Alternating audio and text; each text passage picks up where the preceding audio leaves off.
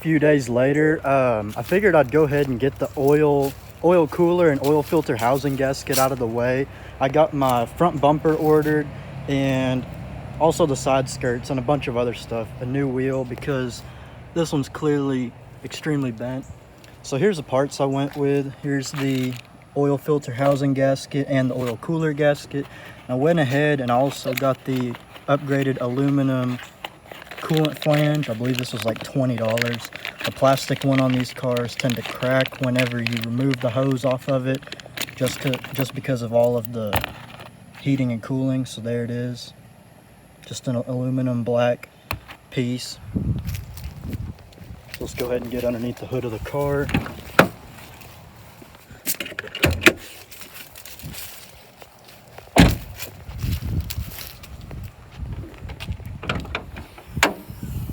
So as you can see, there's a bunch of buildup already. There's not any crazy leaks on here. It's just a bunch of sludge. And so I figured I might as well go ahead and get the gaskets out of the way. I will also be doing a valve cover gasket. I don't know if you guys can see down in there. There's a bunch of sludge down in there just from seepage over time. You can see it here on the alternator as well.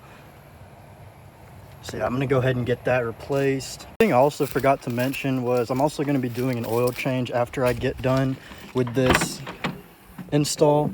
So I have the oil change kit from FCP Euro, obviously the lifetime warranty, that's why I went with that. I have Liquimoly 5W40 and a man filter down there. I also have, because my car doesn't have a cowl on it, let me show you. See, there's no cowl on it. Whenever I got the car, it didn't have a cowl on it. Somebody had already removed it.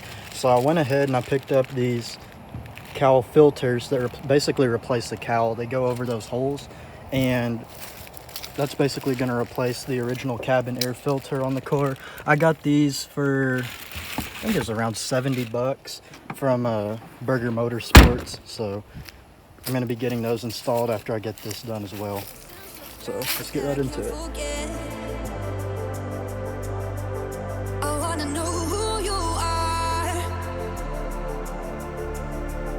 So I just got the intake manifold off, and it's going to be really hard to see because I'm not taking this all the way off.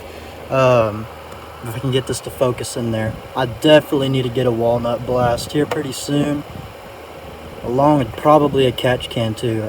I'm sure you can see all that gunk in those intake valves.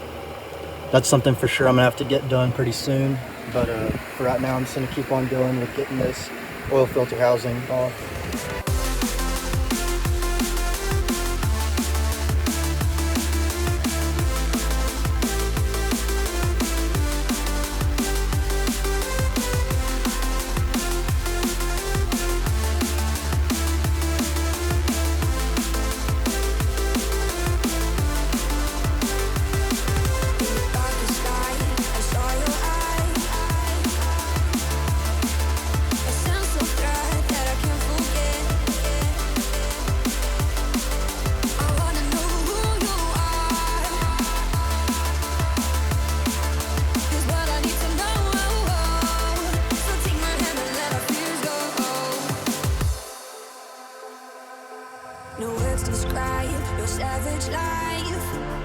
Okay, I'm gonna go ahead and get the oil filter housing gasket on. I've already got all the grooves cleaned out.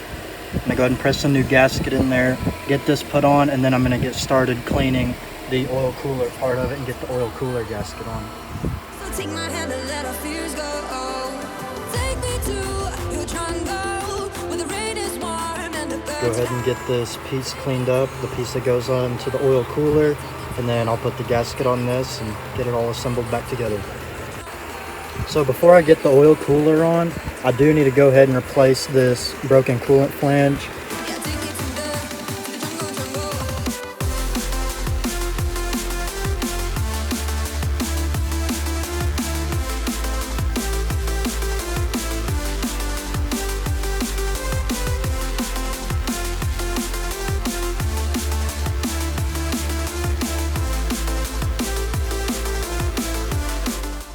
Everything back together.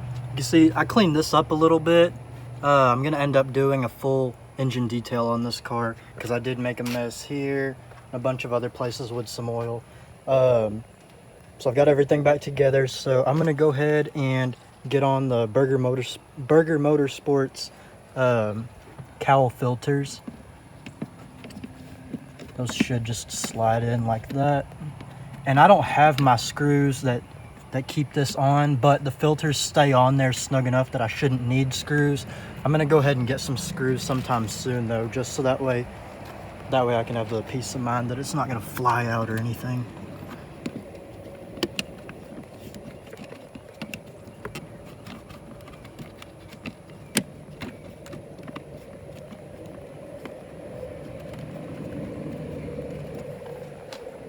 With fingers crossed, car's not gonna leak.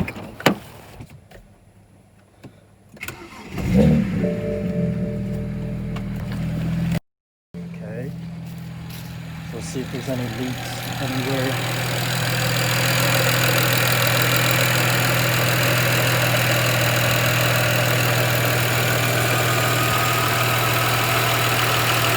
I'm not seeing any leaks yet, but I'm gonna go ahead and let it run for a little bit, and I will be back in just a few minutes. Let the car run for about 10 minutes. There's no leaks anywhere, so I'm gonna go ahead and get the oil changed on it so I can go ahead and finish this job. Tomorrow. So today I'm gonna be cleaning the engine bay of the 335.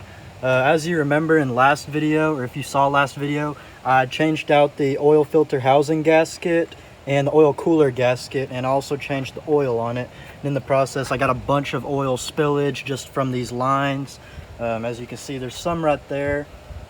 So the first thing I'm gonna do is I'm gonna take the vacuum and I'm gonna vacuum out all of those leaves and stuff in there, and there's also some stuff down in here. Then I'm gonna cover up the coils, cover up the alternator, and I'm gonna use a paper towel to get all this sludge off, like on the power steering reservoir, get more of those leaves out. And so for the products, for those who are wondering, I'm going to be using CRC Pro Strength degreaser, APC 10:1. That's what I'm going to be using on the plastics and the radiator support.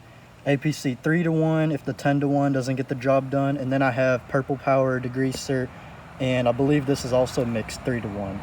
So for brushes, I just have a basic. This is just an old wheel brush that I used to use. I just use that on the motors now. And then this is going to be mainly what I'm using. This is just a small nylon brush. It's about the size of a toothbrush. Toothbrush will basically just do the same thing. And then just some shop rags just in case I need those. So without further ado, let's go ahead and get started on getting that cleaned up. But you and I were meant for this. You know, sometimes we hide behind this illusion that we're done. Oh, please see that you're wrong in this. I don't fall in love cause I'm here tonight. I don't wanna say it, but it just feels right. I think the pills just to pass the time. I want to stay at the back of your mind. Wasting it all for him, don't get me wrong, but I'm done with these games. But I'll hold on to faith. You and I are stuck on this. I can't seem to let this go. It's not too late. Just show little faith this time.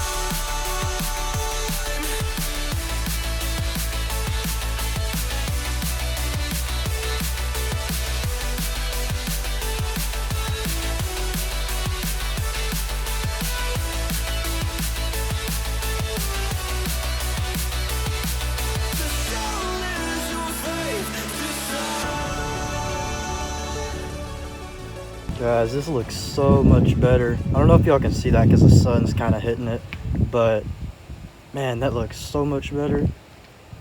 There's still a few spots I've got to get, like up in there by the brake booster. I didn't fully get that. You can see that. I didn't fully get there because I didn't want to get anything wet back there.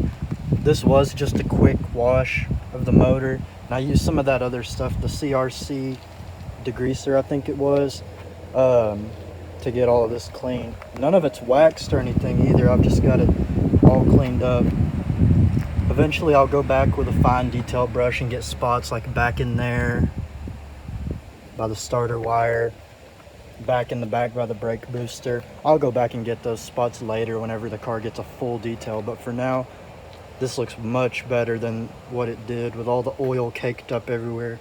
You can see the power steering reservoir looks a lot better. It's not perfect yet, but charge pipe looks better, hoses look better, oil filter housing and cooler look better.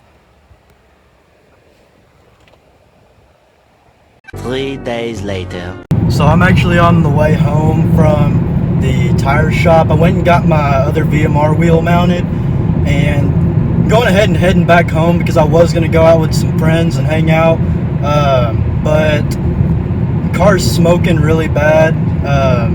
Not sure what that is. I was going to get to paint correcting the car and polishing it, but the smoking issue is pretty bad and the exhaust just got a lot louder.